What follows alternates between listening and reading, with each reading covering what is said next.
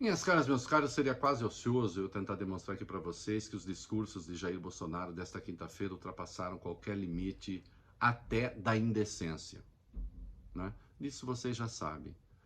O importante é a gente tentar entender como funciona aquele cérebro travesso, né? Vamos lá, o presidente tem uma tese. As medidas de distanciamento social, de restrição de circulação, causam prejuízos à economia e esses prejuízos serão superiores aos malefícios gerados pela própria doença. Isso daí ele veio com essa história lá no começo da pandemia.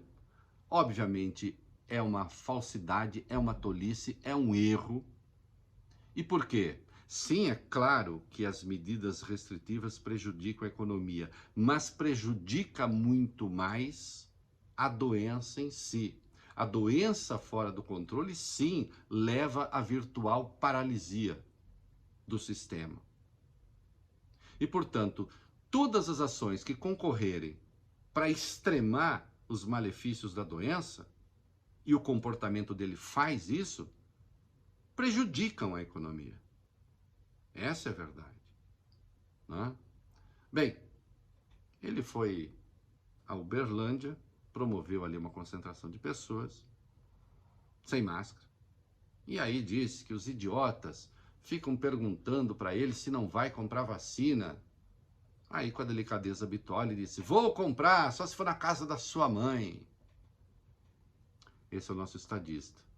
Depois, em São Simão, em Goiás, aí disse que é preciso parar com mimimi e frescura. É desse modo que ele trata a dor de mais de 260 mil famílias.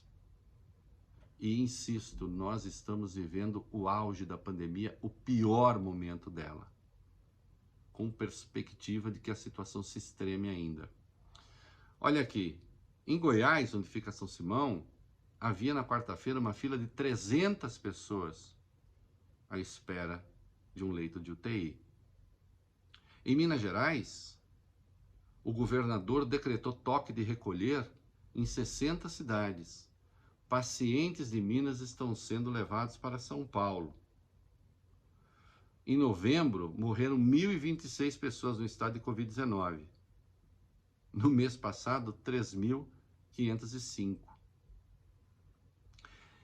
E essa é hoje a realidade do país inteiro. A tal variante P1 já é dominante em vários estados brasileiros, mais contagiosa e mais letal.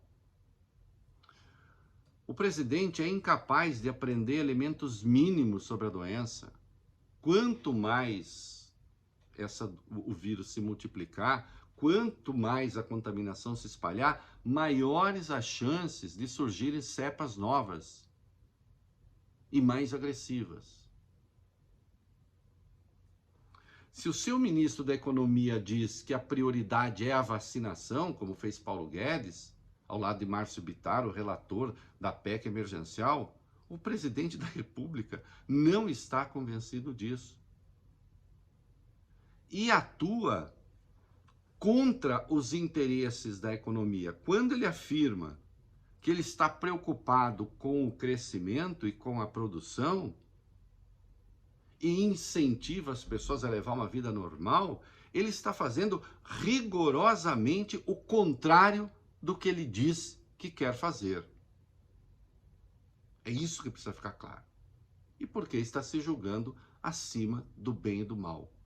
O maior elemento hoje de destruição da economia brasileira se chama Jair Bolsonaro.